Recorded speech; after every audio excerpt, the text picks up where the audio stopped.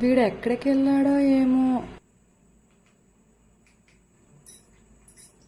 Hello నాన్న, ఎక్కడున్నావు?